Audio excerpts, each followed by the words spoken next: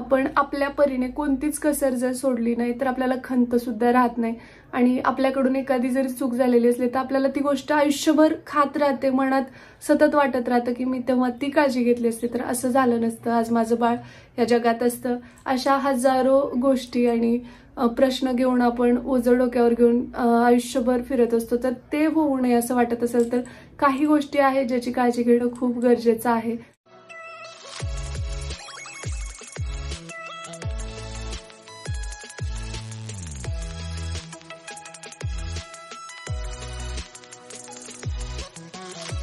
Hi hello नमस्कार. आपल्या चॅनलवरच्या आणखी एका नवीन व्हिडिओमध्ये मी वर्षा तुमचं अगदी मनापासून स्वागत करते.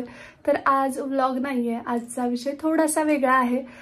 मध्यंतरी मी माझ्या मिसकॅरेज विषयी थोडंसं शेअर केलेलं होतं आणि त्या व्लॉगवरती अद्यापही खूप साऱ्या अशा कमेंट्स येतात की नेमकं म्हणजे काय रिझन्स असू शकतात किंवा आमच्यासोबत सुद्धा असं घडलं आणि मिसकॅरेज होऊ नये यासाठी आपल्याला अगोदरच काय काळजी घेता येईल. आणि खरं तर म्हणतात ना ते दूध पोळलं की आपण ताक सुद्धा फुंकून पितो, अगदी तशा पद्धतीने एक अनुभव गाठीशी आला की असं आपल्यासोबत म्हणजे कधी कधी होऊ शकतं आणि आपण कुठल्या बाबतीत निष्काळजीपणा केल्यानंतर ह्या गोष्टी घडतात.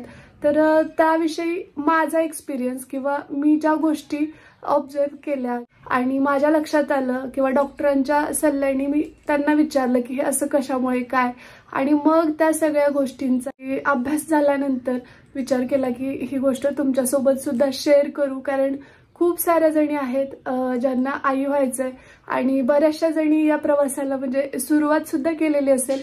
तर खरं तर आई होणं ही जगातली सगळ्यात सुंदर गोष्ट आहे. खरं तर प्रेग्नन्सी 3 ट्रायमिस्टरमध्ये डिवाइड केली जाते. त्यातलं जे पहिलं ट्रायमिस्टर असतं, पहिले 3 महिने, त्यात खूप काळजी घ्यावी लागते आणि तो प्रवास आनंददायी व्हावा. विशेषतः मी जे बोलणार आहे तर ते त्याविषयी आहे की अगदी इनिशियल डेजमध्ये जेव्हा आपल्याला माहिती होतं की प्रेग्नन्सी आहे तर तिथून जे 3 महिने असतात तर ते पहिले ट्रायमिस्टर, त्यात खूप काळजी घ्यावी लागते, खूप गोष्टी लक्षात घ्याव्या लागतात आणि त्या नेमक्या काय आहेत तेच आज आपण बोलणार आहोत. कारण ती वेळ कुणावरच येऊ नये. आणि व्हिडिओ करण्याचं रिझन म्हणजे एकतर कमेंट्स खूप साऱ्या होत्या की असं आमच्यासोबत सुद्धा घडलंय किंवा असं वारंवार घडतंय, याच्या मागची कारणं काय असू शकतात किंवा मग काय काळजी घ्यावी.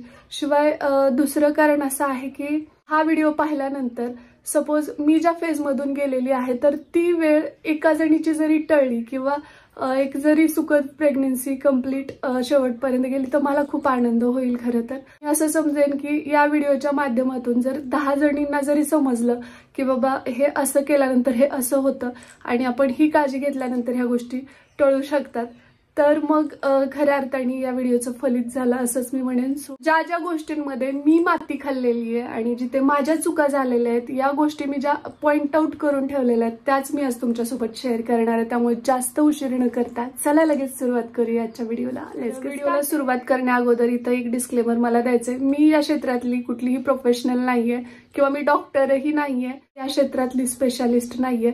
हो, पण मी एक आई आहे आणि ठेच खाल्लेली आई आहे असंही म्हणू शकता. तर त्यामुळे मग माझ्या अनुभवातून किंवा ज्या गोष्टी मी वाचल्यात त्या सगळ्यांचा सार मी आज तुमच्यासोबत शेअर करणार आहे. होप सो की या सगळ्या तुम्हाला हेल्पफुल ठरतील. यातला एक तरी पॉइंट जरी हेल्पफुल ठरला तरी खऱ्या अर्थाने या व्हिडिओचं फलित आहे असंच मी. खरं तर फर्स्ट ट्रायमिस्टरमध्ये म्हणजे पहिल्या 3 महिन्यामध्ये मिसकॅरेज होण्याचं प्रमाण खूप जास्त असतं आणि ते कॉमनही आहे. पण तसं होऊ नये यासाठी आपण काय काळजी घेऊ शकतो याविषयी आपण सविस्तर. तर निसर्ग खूप ग्रेट आहे असं म्हणायला हरकत नाही आणि त्यांनी अशी व्यवस्था केलेली आहे की जर समजा तुमची प्रेग्नन्सी ठीक नसेल, व्यवस्थित नसेल, अबनॉर्मल असेल किंवा तिची ग्रोथ पुढे जाऊन व्यवस्थित होणार नसेल तर आपलं शरीरच असं आहे की ती प्रेग्नन्सी पुढे कॅरी करत नाही, ऑटोमॅटिक मिसकॅरेज होतं. ही एक केस आहे. दुसरा सिनेरिओ असा आहे की ज्यामध्ये बऱ्याचदा महिलांना 1 महिना तरी म्हणजे जोपर्यंत पिरियड मिस होत नाही तोपर्यंत माहिती नसतं की प्रेग्नन्सी आहे किंवा नाही. तर अशा वेळी काही काळजी घेतली जात नाही किंवा मग माहिती नसतं म्हणून काही चुका होतात आपल्याकडनं आणि त्या कशा टाळल्या जाऊ शकतात याविषयी आता आपण बोलणार आहोत. कारण निसर्गाच्या पुढे कोणीच गेलेलं नाहीये आणि जे योग्य नाहीये ते निसर्ग शक्यतो पुढे वाढू देत नाही असा नियम आहे. पण आता आपण दुसऱ्या टॉपिकला हात घालूया। तर आता आपल्याला जर माहिती आहे की आपण प्रेग्नेंट आहोत आणि पहिलं ट्रायमिस्टर आपलं चाललेलं आहे आणि त्यामध्ये सगळ्यात पहिल्यांदा जर काळजी घ्यायची म्हटलं तर ती आहे हेवी वेट लिफ्टिंग। म्हणजे कुठल्याही प्रकारचं वजन तुम्ही जड उचलायचं नाही, कारण बऱ्याचदा एक पाण्याने भरलेली बादली जी असते बकेट ती जरी उचलली तर ती सुद्धा महागात पडू शकते। किंवा तुमचं पहिलं मुलं आहे, प्रेमापोटी तुम्ही त्याला सतत कडेवर उचलून घेत असाल तर त्याचा सुद्धा परिणाम मिसकॅरेज होण्यासाठी होऊ शकतो। सगळ्यात पहिलं म्हणजे वजन उचलायचं नाही, तर यामुळे सुद्धा आपण जो काही पहिल्या ट्रायमिस्टर मध्ये होणारा गर्भपात टाळू शकतो। त्यानंतरचा दुसरा महत्त्वाचा मुद्दा आहे तो म्हणजे आपण काय खातो याची सुद्धा काळजी घेतली पाहिजे। आहारामध्ये काही फळं आहेत जी वर्ज्य सांगितली जातात या ड्युरेशन मध्ये, विशेषतः आयुर्वेदामध्ये जेव्हा तुम्ही वाचता किंवा गर्भसंस्कार ही जी पुस्तकं वगैरे तुम्ही रेफर करत असाल तर तुम्ही आतापर्यंत ते वाचलंही असेल की याच्यामध्ये प्रामुख्याने येतं ते म्हणजे पपई, पायनॅपल, रॉ सॅलेड, त्यानंतर कोल्ड मीट, त्यानंतर रॉ मीट म्हणजे नॉनव्हेज, आणि त्यामध्ये आणखी महत्त्वाची गोष्ट म्हणजे ज्या कच्च्या गोष्टी आहेत त्या, आणि शिवाय अंडर कुक फूड जे असतं म्हणजे थोडंसंच कुक केलेलं जे फूड असतं ते अवॉइड करायचं। बऱ्याचदा अंडे वगैरे सुद्धा आपण आहारात घेतो तर ते खाताना विशेषतः ही काळजी घ्यायची की ते व्यवस्थित बॉईल झालेलं असावं, व्यवस्थित शिजलेलं असावं तर तुम्ही ते खाऊ शकता। आणि मासे जे असतात ते सुद्धा टाळलेले बरे। तर प्रेग्नेन्सी आणि फूड क्रेविंग ह्या गोष्टी असं हातात हात घालून येत असतात, कारण आपल्याला वेगवेगळे पदार्थ चमचमीत बरंच काही खावंसं वाटत असतं, ते साहजिक आहे। परंतु पहिल्या 3 महिन्यासाठी स्वतःवर थोडंसं नियंत्रण ठेवा। खूपच खावंसं वाटत असेल तर तुम्ही घरी बनवून खा आणि ते व्यवस्थित शिजलंय याची काळजी घेऊन मगच ते खायला घ्या। सगळ्यात महत्त्वाचं म्हणजे घरी बनवलेलं, व्यवस्थित शिजलेलं आणि सात्विक जेवण पहिल्या 3 महिन्यासाठी बेस्ट असतं। त्यानंतर तुमचे जे काही फूड क्रेविंग आहे ते तुम्ही 3 महिन्याच्या नंतर हळूहळू तुम्ही बाहेरचं सुद्धा थोडंफार खाऊ शकता, नाही असं नाही, परंतु त्यातल्या त्यात सुरुवातीलाच अतिशय चमचमीत किंवा मग कुठल्या तेलात ते बनलंय, काय हायजीन मेंटेन केलंय की नाही काही माहित नसतं आपल्याला, आणि ते अन्न खाल्ल्यानंतर सुद्धा बऱ्याच वेळा फूड पॉयझनिंग होऊ शकतं, त्याचाही वेगळाच परिणाम होऊ शकतो आणि बऱ्याच गोष्टी उद्भवू शकतात। त्यामुळे मग त्या गोष्टी आपण थोड्याशा लक्षात घेणं सुद्धा गरजेचं आहे। त्यानंतरचा मुद्दा येतो तो म्हणजे प्रवास। तर पहिल्या 3 महिन्यासाठी कितीही महत्त्वाची काहीही कामं असली तरी थोडीशी पोस्टपोन करा, थोडा डिले करा, काहीतरी तिथं थोडं डोकं लावा, पण प्रवास टाळा, कारण आपल्याला लक्षातही येत नाही एवढे सगळे परिणाम प्रवासाचे होतात आपल्या आरोग्यावरती। त्यामुळे मग ट्रॅव्हलिंगमुळे सुद्धा बऱ्याचदा मिसकॅरेज घडून येतात, कारण दगदग होते, बऱ्याच गोष्टी आहार विहार पाणी सगळंच बदलतं, त्याचा सुद्धा परिणाम आपल्या शरीरावरती होतो आणि या कालावधीमध्ये आपलं शरीर खूप जास्त म्हणजे बदल करत असतं, खूप सारे हार्मोनल चेंजेस होत असतात। त्यामुळे थोडीशी काळजी घेण्याची गरज या ड्युरेशन मध्ये असते, त्यामुळे प्रवास टाळा। त्यानंतरचा मुद्दा आहे तो म्हणजे व्यायाम। तर व्यायाम शक्यतो पहिल्या 3 महिन्यामध्ये टाळा। बऱ्याच महिला योगासनं करतात, हेवी एक्सरसाइज करतात किंवा वेट लिफ्टिंग करतात, जिम मध्ये जातात, कार्डिओ, झुंबा असे वेगवेगळे प्रकार आहेत ज्यामध्ये वर्कआउट केलं जातं, तर त्याचा सुद्धा कुठेतरी परिणाम अशा वेळी होऊ शकतो जेव्हा अगदी फर्स्ट ट्रायमिस्टर आहे त्यावेळी शक्यतो तुम्ही या सगळ्या गोष्टी टाळलेल्या बऱ्या।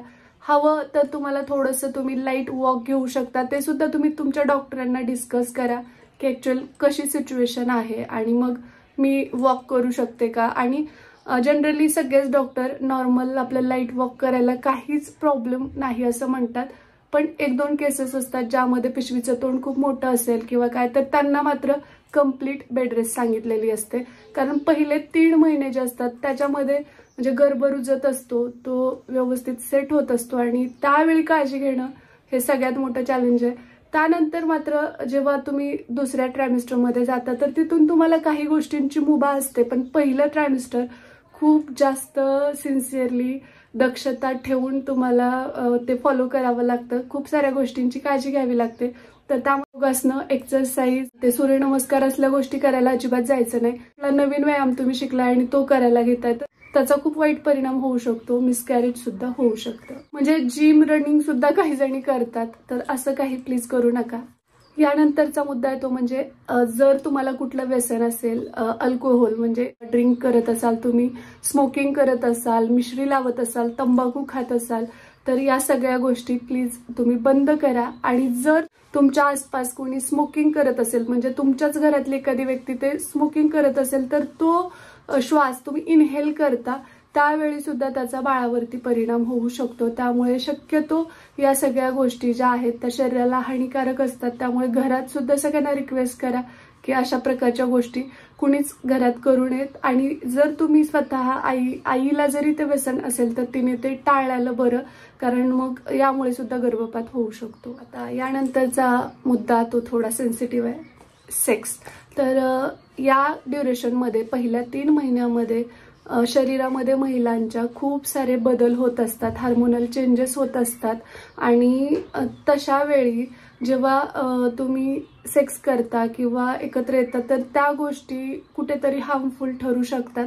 त्यामुळे शक्यतो पहिले 3 महिने या गोष्टी टाळलेल्या खूप बऱ्या असतात. तरीही तुम्ही तुमच्या डॉक्टरांना भेटा आणि एकदा सल्ला घ्या, पण शक्यतो सेक्स अवॉइड करावा असं आयुर्वेदातही लिहिलंय आणि डॉक्टर पण सांगतात. त्यानंतर कॅफेन इंटेक टाळावा. म्हणजे तुम्ही कॉफी घेत असाल तर शक्यतो ती आजच्या आज बंद करा असंच मी म्हणेन, कारण पहिल्या 3 महिन्यात जर तुम्ही कॉफी घेत असाल तर ते खूप जास्त हार्मफुल असू शकतं. एखाद्या वेळी मिसकॅरेज सुद्धा होऊ शकतं. डॉक्टर सुद्धा सांगतात की जर तुम्ही चहा वगैरे घेत असाल आणि तुमची अगदीच सवय असेल तर मग तुम्ही मॅक्स टू मॅक्स 1 कप घेऊ शकता संपूर्ण दिवसभरात. शक्यतो चहा सुद्धा बंद करा, कॅफेन इंटेक अवॉइड करा. त्यानंतर सगळ्यात महत्वाची गोष्ट म्हणजे डॉक्टरांनी जी टाइमलाईन दिलेली आहे किंवा ज्या ज्या गोष्टी ज्या वेळी तुम्हाला सांगितल्या, जसं की अल्ट्रासाऊंड करा म्हणून किंवा मग ब्लड टेस्ट असतील डॉक्टरांनी सजेस्ट केलेल्या, तर सगळ्या टेस्ट तुम्ही करून घेणं गरजेचं असतं. तुम्ही त्याच्यामध्ये जर थोडंसं किंतु परंतु केलं तर बऱ्याच गोष्टींना पुढे आपल्याला मुकावं लागतं. डॉक्टरांनी ज्या काही रिकमेंड केलेल्या ब्लड टेस्ट असतात त्या मस्ट करून घेणं गरजेचं असतं. तुम्ही केलाच पाहिजेत. त्यामध्ये आपल्याला लवकर समजतं की आपल्याला थायरॉइड आहे का, किंवा बऱ्याच जणींना अगोदर कसल्याही प्रकारचा बीपीचा वगैरे त्रास नसतो, पण प्रेग्नन्सीमध्ये तो अचानक उद्भवू शकतो. बऱ्याच जणींना प्रेग्नन्सी नंतर डायबिटीज वगैरे होतात. बऱ्याच जणींना प्रेग्नन्सी राहिल्यानंतर थायरॉइड होतो, तर असंही असू शकतं. त्यामुळे या सगळ्या गोष्टीच्या टेस्ट जर डॉक्टरांनी सांगितलेल्या टाइमलाईन मध्ये आपण केल्या तर त्यावरती उपचार पण खूप लवकर सुरू होतात आणि त्यामुळे पुढे होणारे मिसकॅरेज आहे ते अवॉइड करता येतं. आणि जेव्हा डॉक्टर पहिल्यांदा अल्ट्रासाऊंड सांगतात किंवा सोनोग्राफी वगैरे करायला लावतात तर त्यावेळेस लगेचच लक्षात येतं की बेबी नॉर्मल आहे की ॲबनॉर्मल आहे. पुढे ते टर्मिनेट करायचे की कंटिन्यू करायचे याविषयी डॉक्टर सविस्तर सांगतात आपल्याला. त्यामुळे ते खूप गरजेचं असतं. डॉक्टरांनी जे काही तुम्हाला रिकमेंड केलंय, प्रिस्क्राईब केलंय, त्या सगळ्या गोष्टी सिन्सिअरली फॉलो करणं खूप गरजेचं आहे. त्यानंतरचा महत्वाचा मुद्दा आहे ते म्हणजे वेट. आता बऱ्याच जणींना म्हणजे वाटेल की वेटचं काय इश्यू, तर जेव्हा तुम्ही प्रेग्नेंट राहता तर त्यानंतर तुमचं बरंच सारं वजन वाढतं आणि मग जर अगोदरच तुम्ही खूप जास्त हेल्दी असाल, अकॉर्डिंग टू BMI नुसार जर तुमचं वजन जास्त असेल तर ते अगोदर कमी करायला हवं. आणि त्यापेक्षाही महत्वाचा मुद्दा हा आहे की तुमची प्रेग्नेन्सी ही प्री प्लॅन असली पाहिजे. तुम्ही ठरवून जेव्हा प्रेग्नेंट असता तर त्यावेळी अगोदर डॉक्टरांच्या सल्ल्याने तुम्ही वजन वगैरे सगळं व्यवस्थित BMI नुसार करून घेता किंवा त्या सगळ्या एक्सरसाइज करून मग तुम्ही 3 महिन्याची ट्रीटमेंट घेऊन प्री प्लॅन प्रेग्नेन्सी ठेवता, तेव्हा वजनाचा इश्यू येत नाही. परंतु सपोज सडनली प्रेग्नेन्सी राहिली, तुम्हाला माहितीही नाही आणि तुमचं वजन जास्त आहे BMI नुसार, म्हणजे बॉडी मास इंडेक्स, म्हणजे बऱ्याचदा काही महिलांमध्ये असंही दिसून आलंय की त्यांचं वजन खूप जास्त असल्यामुळे सुद्धा मिसकॅरेज होऊ शकतं. म्हणजे ओबेसिटीमुळे सुद्धा मिसकॅरेजेस होतात. त्यामुळे मग तुम्ही प्री प्लॅन प्रेग्नेन्सी केली, ठरवून जर प्रेग्नेन्सी असेल तर खूप बरं राहतं. आता या पुढचा अतिशय महत्वाचा मुद्दा आहे तो म्हणजे SOS सायन्स. म्हणजे आपल्या बॉडी कडनं आपल्याला काही सिग्नल दिले जातात, काही साईन आपल्याला मिळतात आणि आपण जर बॉडीच्या बाबतीत आपल्या स्वतःच्या शरीराच्या बाबतीत सजग असू तर ते आपण लगेच क्षणार्धात कॅप्चर करू शकतो किंवा लगेच आपल्याला ते नोटीस होतं. तर त्या काही गोष्टी जसं की पिरियड सारखं पोटात दुखणं किंवा मग ओटीपोटाच्या तिथे सातत्याने कळ आल्यासारखं वाटणं किंवा सतत त्रास होतोय अशी अवस्था असणं किंवा मग थोडंसं ब्राऊन डिस्चार्ज होत असेल किंवा मग थोडंसं लाल अंगावरचं जाणं असेल, ब्लिडिंग व्हायला होत असेल किंवा व्हाईट डिस्चार्ज पण सातत्यानेच होतोय अशी सिच्युएशन असेल तर तुम्ही तात्काळ या सगळ्या गोष्टी लक्षात घेऊन तुमच्या डॉक्टरांकडे जा आणि योग्य वेळी जर ट्रीटमेंट मिळाली तर ते होणारं जे मिसकॅरेज आहे ते टाळलं जाऊ शकतं, कारण डॉक्टर लगेच तात्काळ तुमच्यावरती उपचार सुरू करतात. सायन्स खूप पुढे गेलेलं आहे, त्यामुळे मग खूप साऱ्या गोष्टी वेळच्या वेळी उपचार मिळाल्याने सुद्धा आपण होणारे मिसकॅरेजेस वगैरे टाळू शकतो. त्यामुळे या गोष्टींकडे सातत्याने तुम्ही लक्ष देणं खूप गरजेचं असतं पहिल्या 3 महिन्यामध्ये. आता सगळ्यात महत्त्वाची गोष्ट म्हणजे स्ट्रेस, टेन्शन या गोष्टी सुद्धा मिसकॅरेजचं कारण असू शकतात. कसल्याही प्रकारचा स्ट्रेस, टेन्शन या पिरियडमध्ये तरी शक्यतो अवॉइड करा, कारण तुमची बॉडी खूप साऱ्या वेगवेगळ्या हार्मोनल चेंजेसमधून जात असते आणि अशा वेळी तुम्ही त्याच्यामध्ये जास्तीचा विचार करणं, ओव्हर थिंकिंग किंवा घरात काही डिफरन्सेस, प्रॉब्लेम्स चाललेले आहेत त्याचा विचार सातत्याने करत राहणं, त्याचं टेन्शन घेणं या गोष्टी टाळा. कारण की हे 3 महिने जाणं खूप महत्त्वाचं असतं. सुरुवातीचे 3 महिने जर तुम्ही खूप छान पद्धतीने कोपअप करून त्या सगळ्या गोष्टी समायोजन करून आनंदाने राहिलात तर बाळसुद्धा पर्यायाने हेल्दी आणि आनंदी जन्माला येतं. मी तर म्हणते की पहिल्या 3 महिन्यासाठीच नव्हे तर एंटायर तुमची जी प्रेग्नन्सी आहे, पूर्ण प्रेग्नन्सीची जर्नी आहे, 9व्या महिन्यापर्यंत इव्हन बाळ जन्माला येईपर्यंत सुद्धा तुम्ही आनंदी राहणं हे सगळ्यात जास्त महत्त्वाचं आहे. कारण आई आनंदी असेल तर बाळ आनंदीत जन्माला येणार आहे. त्यामुळे ती पण एक गोष्ट आहे की तुम्ही जर खूप जास्तीचा वर्कलोड असेल, टेन्शन खूप घेत असाल तर ते शक्यतो अवॉइड करा. म्हणजे ते होणारं मिसकॅरेज आहे तर ते सुद्धा पर्यायाने टाळलं जाऊ शकतं. यानंतर सेल्फ मेडिकेशन टाळा. बऱ्याचदा म्हणजे आपल्याला अचानकच खोकला येतो किंवा सर्दीच होते, लूज मोशन्स होतात किंवा काहीही हेडॅकच व्हायला लागतं. असा कुठला जर त्रास होत असेल तर लगेच डॉक्टरांकडे जा. एरवी तुम्ही घरच्या घरी कुठलीही गोळी आणून खाल्ली तरी चालू शकतं, पण प्रेग्नेन्सी असल्यानंतर शक्यतो कुठलाही रॅन्डम ही गोळी घेतली ती गोळी घेतली असं चालत नाही. डॉक्टरांच्या सल्ल्यानेच तुम्हाला मेडिकेशन घ्यावं लागतं. कुठलाही आजार असू दे, साधा खोकला, ताप, सर्दी काहीही असू दे, त्यावेळी तुम्ही डॉक्टरांकडे जा आणि त्यांच्या सल्ल्यानेच योग्य त्या औषधोपचार जे आहेत ते घ्या. नाहीतर बऱ्याच केसेसमध्ये असं झालेलं आहे की म्हणजे माझं खूप जास्त डोकं दुखत होतं म्हणून मी डोक्याची गोळी खाल्ली किंवा मला खूप ताप आला होता आणि मग मला सहन होईना म्हणून मी ड्रॉवरमधली गोळी उचलली आणि ती खाल्ली आणि त्यामुळे मग मला ब्लिडिंग व्हायला लागलं. आणि मग जेव्हा डॉक्टरांकडे जातो तेव्हा लक्षात येतं की मिसकॅरेज झालेलं आहे. तर असं होऊ नये वाटत असेल तर डॉक्टरांचा सल्ला घेणं खूप जास्त गरजेचं आहे. त्यांच्या परवानगीशिवाय कुठल्याही गोळ्या या 9 महिने 9 दिवसाच्या ड्युरेशनमध्ये घ्यायच्या. आता हा आपल्या सगळ्याच महिलांचा म्हणजे प्रॉब्लेम आहे म्हणायला हरकत नाही. तो हा पुढचा मुद्दा, तो म्हणजे खूप जास्त थकल्यासारखं वाटणं किंवा अशक्तपणा आलाय आणि आता झोप येते असं आपल्याला फील होतंय, पण आपल्याला पुढचं टार्गेट असतं की नाही मला घरातली ही कामं करायची आहेत, पहिलं मुलं असेल तर त्याचा टिफिन बनवायचा आहे किंवा खूप साऱ्या गोष्टी असतात की हे आवरून एवढं करून मग झोपते मग पडते. पण यामुळे सुद्धा म्हणजे एक्सेस वर्क, खूप जास्तीचं वर्कलोड घेतल्यामुळे सुद्धा खूप वेळा मिसकॅरेज झालेले आढळून आलेले आहेत. त्यामुळे मग मी एवढंच सांगेन की जर तुम्हाला जाणवतंय की तुमच्या बॉडीचं ऐका. थोडक्यात एवढंच म्हणेन मी की तुमची बॉडी सांगते ना आराम कर तर आराम करा. ज्यावेळी तुम्हाला म्हणजे अगदी सकाळी सकाळी शक्यतो पहिल्या 3 महिन्यांमध्ये मॉर्निंग सिकनेस किंवा नॉसिया किंवा उलटी येणं, त्यानंतर काही खावंसं नाही वाटणं, मळमळणं, काही फोडणीला घातलं की त्याचा त्रास होणं किंवा लगेचच उलट्या आल्यासारखं होणं, अशा गोष्टी होतात. अन्नावर भावना राहत नाही, काही खाण्याची कसलीही इच्छा राहत नाही, ह्या सगळ्या गोष्टी कॉमन आहेत. पण अशा वेळी एखाद्या तुमच्या जवळच्या व्यक्तीला बोलवा जी तुमची काळजी घेऊ शकेल. ती व्यक्ती तुमच्या सासरमधली असू शकते, माहेरमधली, कुणालाही तुम्ही बोलवू शकता मदतीसाठी. आणि पहिले 3 महिने तुमच्या बॉडीचं ऐका. ती म्हणते आराम कर, मला खूप थकवा जाणवतोय, तर तुम्ही आराम घ्या. तर ते बॉडी सांगतेय की मला खूप अशक्तपणा आलाय आणि मला झोप येते, कुणाचाही विचार त्यावेळी नका करू, कारण पहिले 3 महिने तुम्ही तुमच्या बाळाचा विचार करायचा आहे. ह्या गोष्टी सुद्धा लक्षात घेणं गरजेचं आहे. तर जसं मी म्हटलं की आपल्या बॉडीचे जे काही रिक्वायरमेंट आहेत, बॉडीचं ऐका, तुमचं शरीर काय सांगतंय ते ऐका आणि व्यवस्थित जर तुम्ही ते सगळं फॉलो केलं तर काही त्रास तुम्हाला नक्कीच होणार नाही. त्याच्यामध्ये विशेष म्हणजे आहाराची काळजी घ्या. जास्त तामसी आहार पहिल्या 3 महिन्यामध्ये अवॉइड केलेला बरं राहतं आणि हेल्दी फूड, घरचं पुरेसं शिजलेलं अन्न खाणं, हायजीन मेंटेन केलेलं जेवण असेल तर ते अतिउत्तम आहे. शिवाय पाणी पिताना सुद्धा आपली बॉडी हायड्रेट राहणं खूप गरजेचं असतं, कारण पहिल्या 3 महिन्यात उलट्यांचा वगैरे त्रास बऱ्याच जणींना होतो, तर मग बॉडी डिहायड्रेट पण होऊ शकते. त्यामुळे मग पाणी प्यायचं पण गटगट नाही प्यायचं, तर ते एका जागी बसून घोट घोट प्यायचं, म्हणजे सिप सिप करत प्यायचं, तर ते बरं राहतं. आणि शिवाय सगळ्यात महत्त्वाचं म्हणजे मध्ये मध्ये तुम्ही नारळ पाणी वगैरे घेऊ शकता, जेणेकरून बॉडी छान हायड्रेट राहते. या ड्युरेशनमध्ये ऑब्व्हियसली स्वतःची काळजी घ्या आणि पुरेशी झोप घ्या, कारण बऱ्याचदा तुम्हाला पहिल्या 3 महिन्यात झोप येते, कधीही झोपावंसं वाटतं, कधीही थकल्यासारखं होतं, अचानक काहीही मूड स्विंग्स होतात. तर त्यावेळी थोडंसं कुणाला काय वाटेल हा विचार बाजूला करा आणि स्वतःचा ऐका.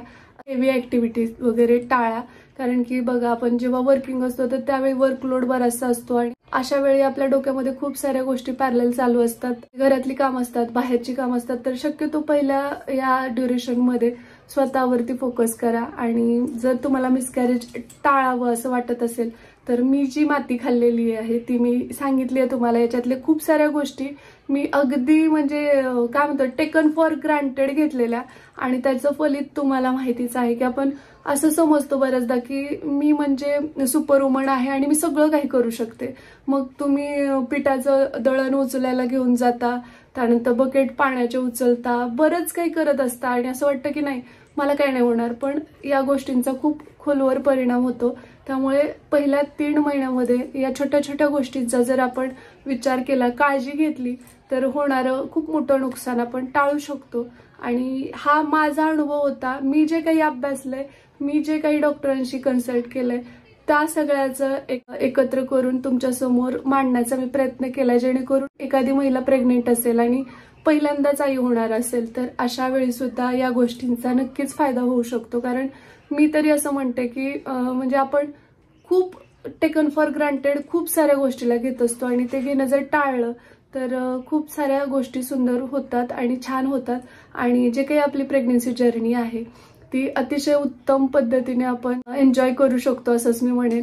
कारण कॉम्प्लिकेशन्स एकदा सुरू झाले की मग ते सुरुवात ते शेवट बऱ्याच गोष्टी आपल्याला फेस कराव्या लागतात. त्यामुळे सुरुवातीला 3 महिने काळजी घ्या आणि एकदा तो गर्भ पक्का होऊ द्या, छानपैकी तुमचं बाळ स्टेबल होऊ देत गर्भाशयात, आणि त्यानंतर मग पुढचे काही महिने असतात ज्यामध्ये तुम्हाला अगदी बेबी मूनची सुद्धा परमिशन डॉक्टरांकडनं दिली जाते. तेव्हा तुम्हाला काय खायचंय, काय फिरायचंय, काय एन्जॉय करायचंय ते करा.